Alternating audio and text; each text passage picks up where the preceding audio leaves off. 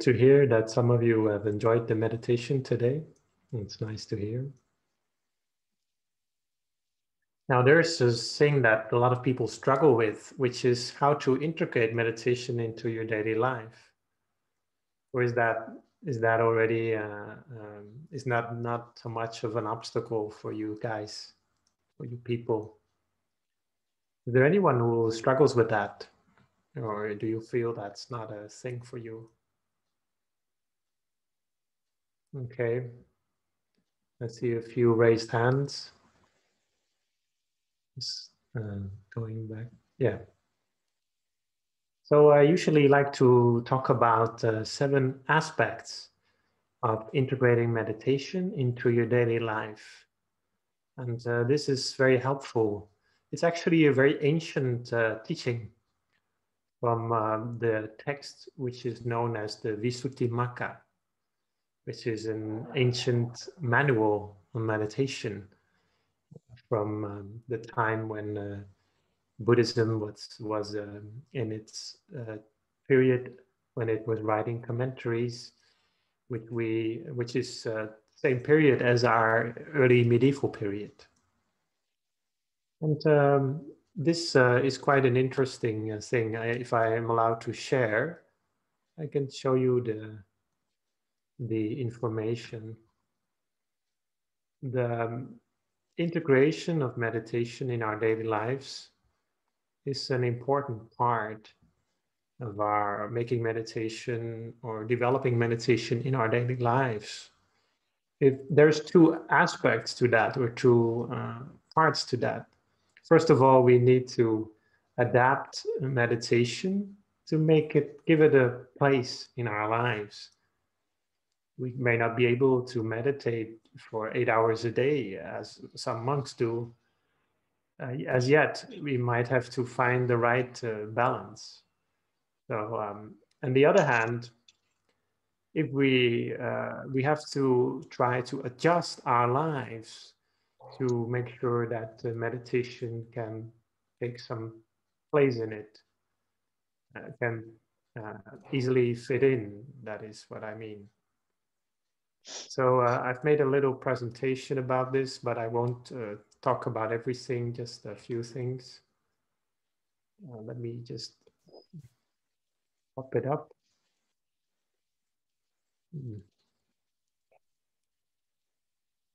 Just a moment. So can you see this?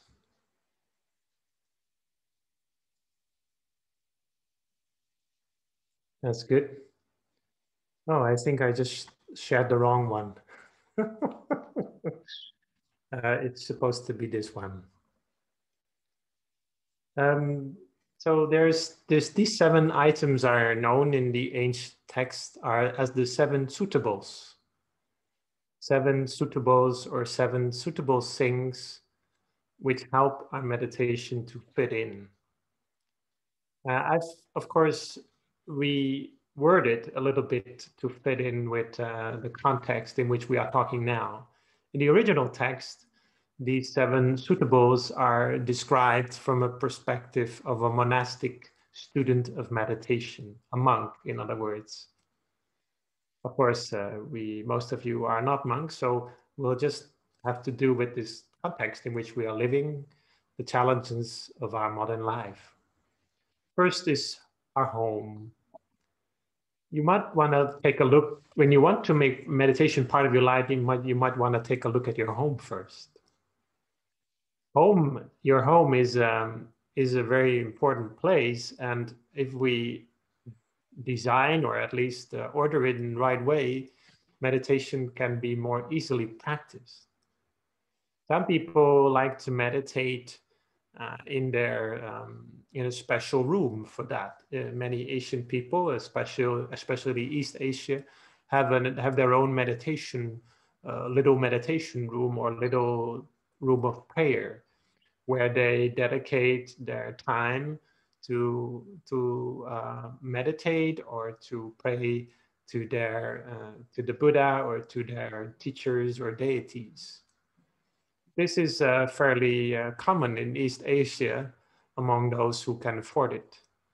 But even in the West, I found that after I've been advising this for several years now, that some people have made a little hut in their garden to meditate in, and other people have chosen their sauna, which they were no longer using, to meditate in, which is quite an interesting thing because we meditate together online these days, so we can see his sauna from online.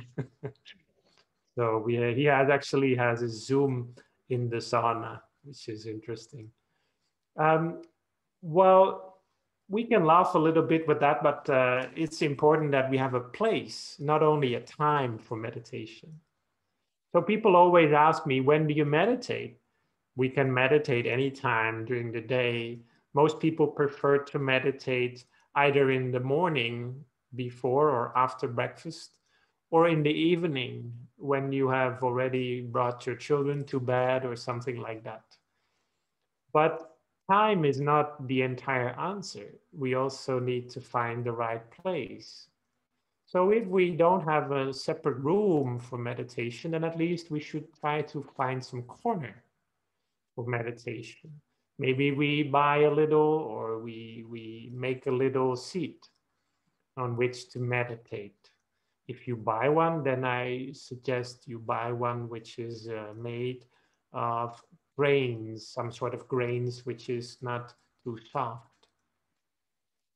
And if you might also, if you're not a very religious person, you might not have any particular person you want to think about, or God, but you might still want to have an inspiring picture, for example, a lotus, or another kind of picture that will remind you to meditate. You might want to hang it up in that corner. Or if you are a religious person, then why not have a picture of the people who you consider wise and can be your example in leading a meditative life? Now, under normal circumstances, number two, the workplace would be a different place, but in the present day, number one and two tend to be the same place for many people. Although in Asia, in many Asian countries, this is a little bit better these days. So if you have a separate workplace, which is not your home, then you might also want to give meditation a room in that, some place or some time for that. Some people have a meditation room at their workplace. This is not very rare, even in the West.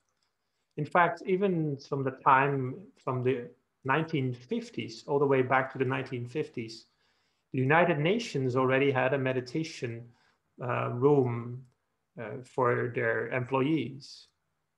But these days, it's fairly common in any professional work setting to have a meditation room or a room of prayer or of reflection in which you can withdraw, or you can go there and have some time for yourself.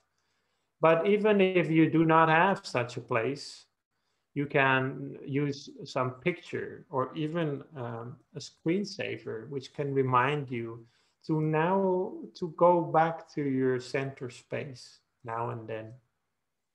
That's very important. So why not remind yourself in a kind way, of course? Then there is the social part. If we want to integrate meditation in our daily lives, we need to have a social setting. Like we are coming today together to remind ourselves to meditate and to remind ourselves how important it is to give ourselves this space. Conversations are important, but also the people who we associate with. Do we have any people in our area or in our the people who we associate with that remind us or that inspire us to learn more about meditation? Finally, there is the part in which we talk about health. Health is an important part because if we do not take good care of our health, then it's difficult to meditate. I'm not saying it's impossible, but it's more difficult.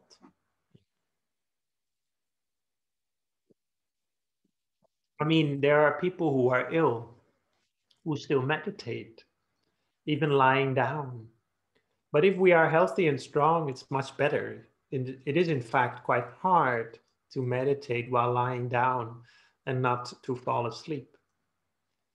But if we are healthy and strong, it will be easier for us to meditate. We will feel that our body feels comfortable and we will easily connect with our center. Some parts, some things we can think about is food, the food in which we eat. And it may also be important if you just eat before you meditate or after.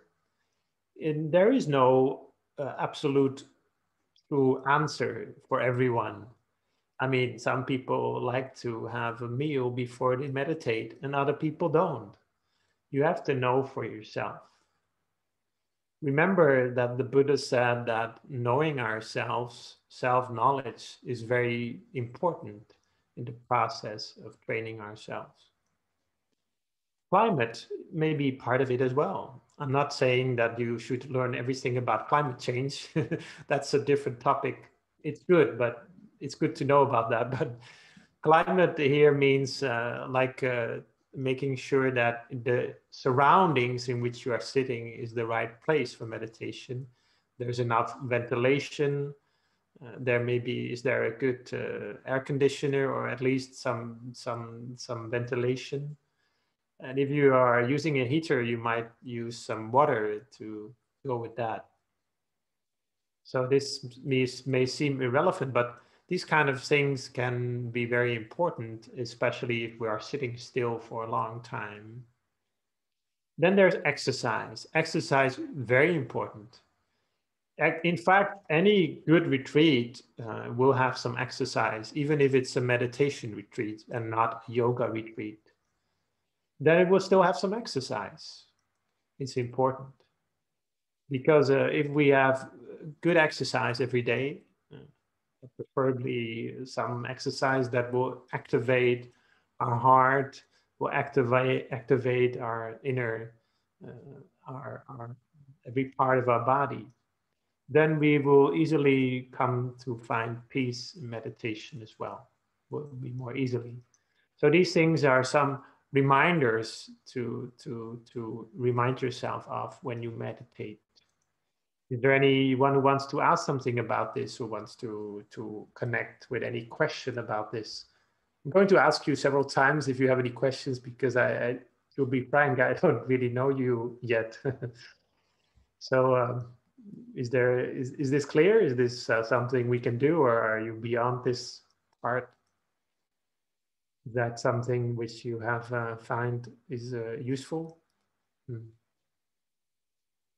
So I'm giving you the short version. There's entire books who've written about this topic, but it's an important part of making meditation part of our lives is to integrate it.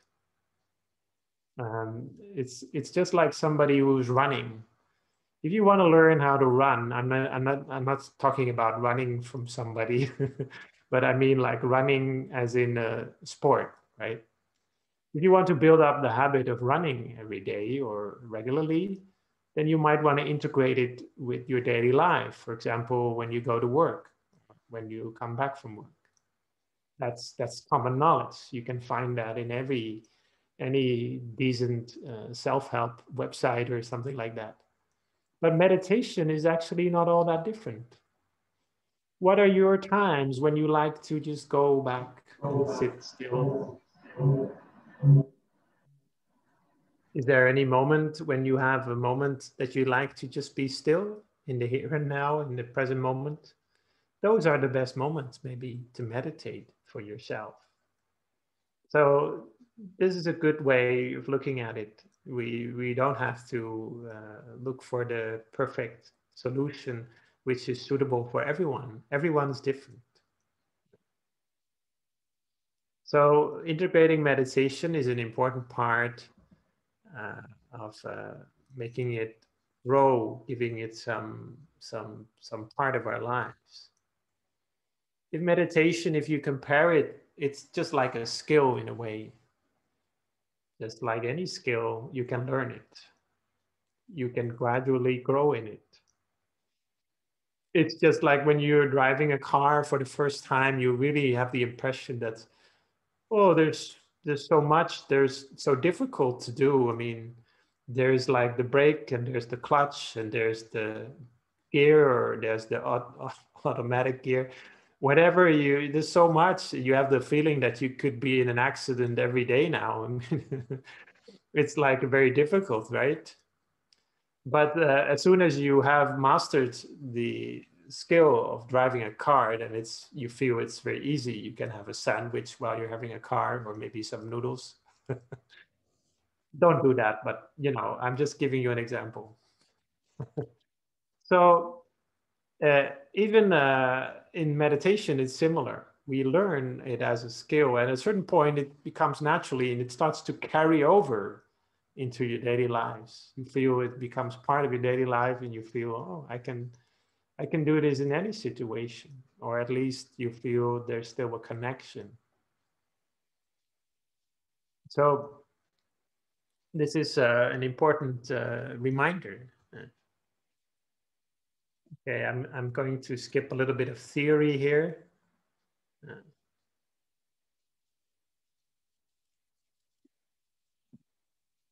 So here are some reasons why we sometimes choose not to meditate, if you can call it a choice.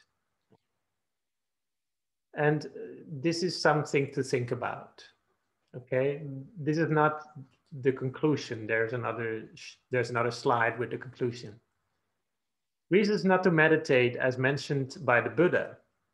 These are the reasons that people come up with when they want to meditate, and when they are saying, "I'm not gonna meditate." Okay, so the Buddha doesn't say these are good reasons. Just says that this is the reasons that people come up with.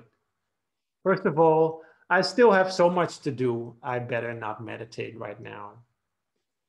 Or I worked so hard today. I think I really need to break now. I'm not going to meditate right now.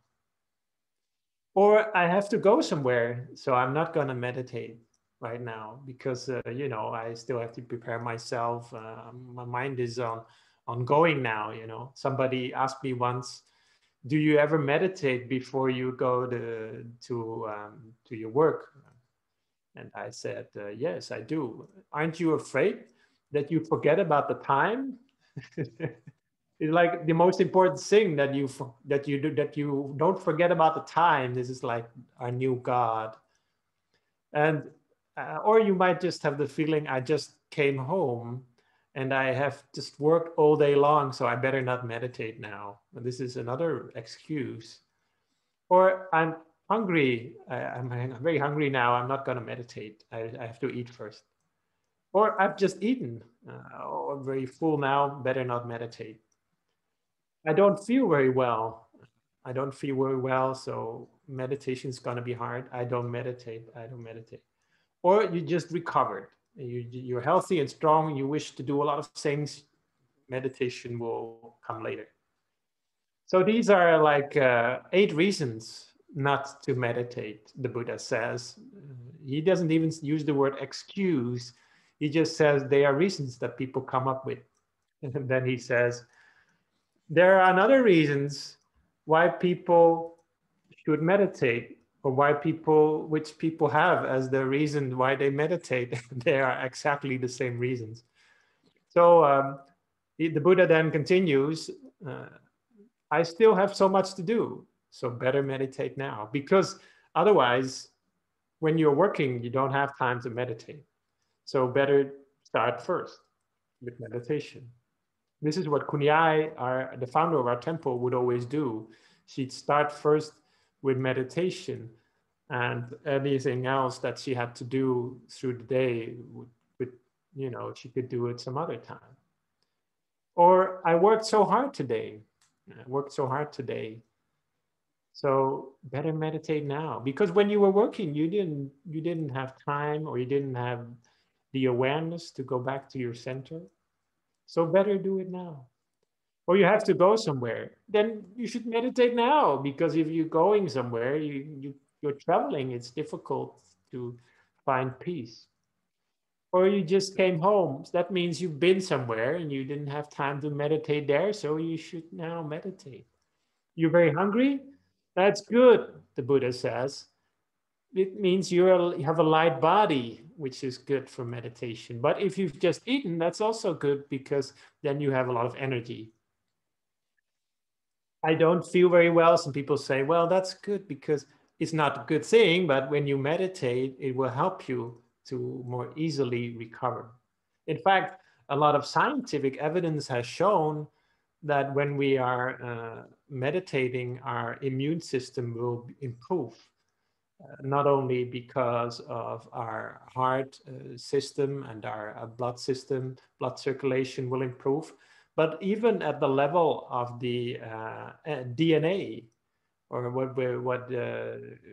what has to do with our DNA and our chromosomes, then it's even proven that meditation will improve our immune system. And if you have just recovered, then you should also meditate, will help you to recover more easily.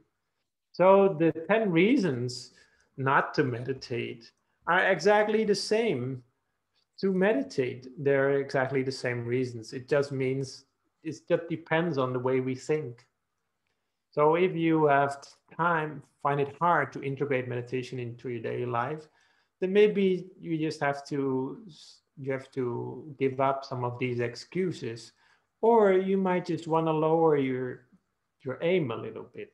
I mean, some people they immediately want to meditate for hours on end. That is too much. Maybe you should try first just meditating for 15 minutes or something like that as a good start, and then you can build up from that. And as soon as and even within no time, you might be meditating for an hour a day, which is great, or even more if you'd like to. So these are some reminders, pointers that can help you to integrate meditation into your daily life. And so I wasn't aware, I don't know exactly what you wanted to ask or learn about today, but these are some things that are useful for everyone who is involved in meditation. Is there anything you would like to ask about this at any right now?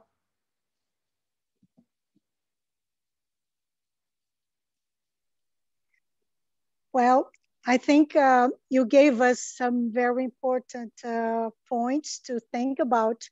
And what I feel is that more and more than you meditate, you become aware of its importance. So I think the Mm, main point is to be aware of the benefits that you can have. And right, they're shown very clearly on your everyday life. And right. I think you touched very practical points. So thanks so much for this session. You're welcome. Would you like to share something about how it has personally benefited you? Well, I think it gave me another consciousness about the importance of being uh, connected with the universe, so that our thoughts are not the most important things in our lives. So this gives us an insight of that there's much more than our thoughts, which is important in our lives. Right, And right. mainly in this period, now we are having in Brazil a very terrible time. Yesterday, Mm. we reached 3,000 people dying every day. Oh, So, that's less than here. yes, Here we yes. are, 5,000 now. So mainly in this period, uh, having this consciousness that life is much more than we are living now.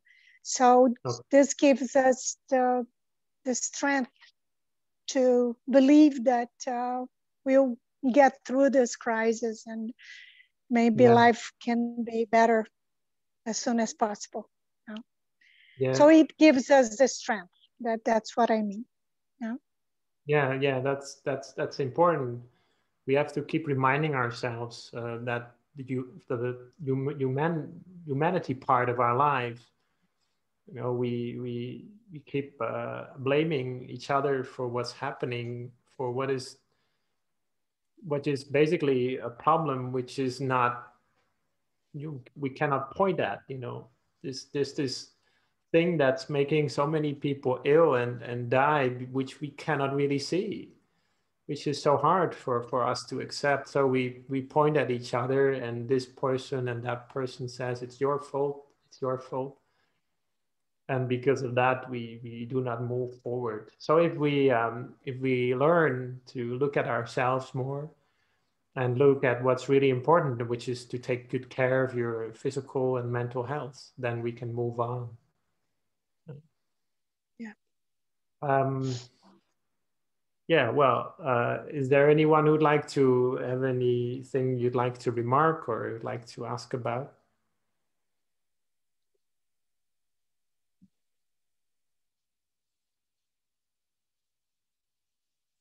Well, I have a little story to end with.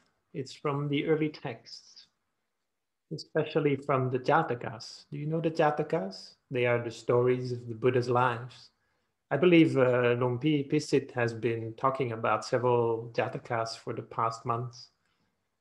One of the Jatakas actually talks about is a very powerful metaphor for the situation in which we are in now, which is the Jataka of the pigeons, or sometimes in some versions, I believe they are quails. They are both birds. And these birds, they are in a forest, they're living in a forest, and there is a very terrible hunter which is after them all the time and and he likes to catch them in a net. And this huge net is causing all these birds to get stuck. And then the hunter, he catches the net and he brings the net and he carries it home and then he sells and eats those birds, which is terrible for these birds. So they try to find a way to fix it. So the wisest of these birds, he comes with a plan. And he says, well, how about we can just, if he throws the net on us, the hunter, if we're flying and flying and then suddenly we are stuck in a net, and there are several birds stuck in the net. What we can do, instead of bickering, instead of arguing, we simply just fly up, all of us together. And if we all fly up, then what happens? The net just goes up because it's not stuck to anything. The only reason why we cannot escape from this net, because one bird is going right and the other bird is going left, and one bird is being very angry at the left and the other bird is being angry at the right. Okay, it's not a very subtle metaphor, but you know what I mean. So every bird is going its own direction. So in that way, we get stuck, even though the net is not really stuck. So if we all fly up, there goes the net. And the higher we fly, then the net will just be carried away. And we can discard it. And that's what he did. And then the hunter was surprised to find his own net hanging on very high on the top of a tree. And he was wondering what did happen? What did happen to these birds? They all got very smart now. And then, but he just said, this was a very cynical man, He said he came back that evening and he said to his wife, well, today we have no birds to eat because the birds were smarter than me. But I know something about birds. Eventually, they will not be able to do anything in unity. They will bicker and they will argue, and eventually the net will catch them. and they cannot escape as they used to. And what he says is exactly what happened. Though the wise bird tried to persuade everyone not to argue, by chance, by accident, one bird stepped on the head of another bird, and there was an argument. And as soon as they got caught in a net, then one bird went to left, the other bird went to right. One bird blamed the right, and the other bird blamed the left. And eventually the hunter came and he just laughed and said, "You see, the birds can never keep up their unity." But you know, the thing, the metaphor, the moral of the story is that birds are not the same as humans. We have a lot more potential than birds. In fact, evolutionary scientists, like evolutionary psychologists or archaeologists, they have said that the only thing that makes humans smarter, easier to survive than other species is their ability to cooperate.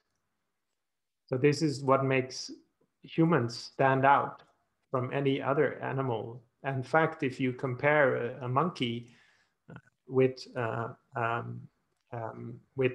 child, then a monkey has better test scores in many ways from the child of the same age. So recent scientists has more and more shown that we in fact are not actually smarter than animals, many animals, especially monkeys, but we are in fact better to cooperate.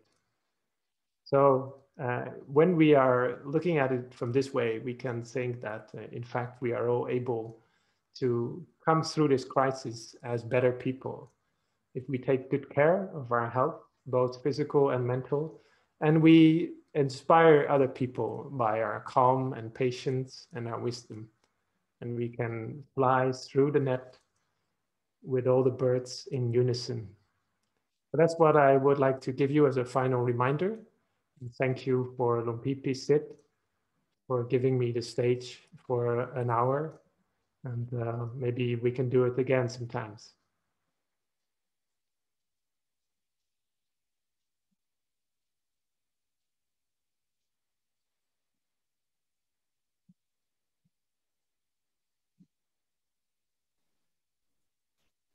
Thank you, Venerable Standard. I'll give you cue. Just give me saying something. I'm still in queue at the moment. Just kidding. Thank you, Venerable Standard, for helping us and remind ourselves about the importance of meditation and also learn how to integrate meditation into our daily life. However, still, if there is some feeling that you don't want to meditate, there was some excuse like you just mentioned. But if there is no excuse to meditate, it's going to be the same thing, right, everyone? Therefore, it's better to do than not to do meditation in your daily life. So good luck, everyone, with your practice. However, I'm sure we have also reminder that every day on our page, we also have live meditation and also special program on Zoom. And that's from now on, we will broadcast our meditation program on Zoom. You can choose to join on Facebook or join on Zoom. Therefore, that will be, at this time, there will be the question, that will be how we provide our service in this way. That's just a announcement for you guys. But anyway, I think it's a good time for us to rest. But before we part today, I'd just like to announce that on this Sunday, after Inner Peace Sunday, we will have Zoom session for 2 sessions. This Sunday and next Sunday for the Karma and the Buddhist cosmology that you request. Therefore, stay tuned, and I'm prepare the material at the moment. Therefore, you'll see each other on Sunday, and hopefully all of you can come join us. And thank you very much, Venerable Sander, for giving such valuable session today. But don't worry, this won't be the last time. I'm sure everyone liked your session today. And there are like 7 or 9 people watching on Facebook as well while we're broadcasting. So therefore, that's a good rating. Therefore, we will write you again in the future sometime. So make your schedule clear as well. And yes, Miss thank you for giving my time, for stealing your slot. I am happy now for taking it away. Therefore, I will return it to you now. Okay. Thank you very much, Longpi Kisit, and thank you very much, Longpi Sanda. And right now we are going to respect for both teaching and we will put our 1, 2, 3. Namaskar. Namaskar. Wow. Okay. And thank you very much for joining us for my on today. Good photo. So we will have my on. Oh, good photo. Okay. So before we leaving the room, we will take a group photo together. So put your palm together and smile. 1, 2, 3. Okay, I will count 1 to 10 for the technique team to taking our picture.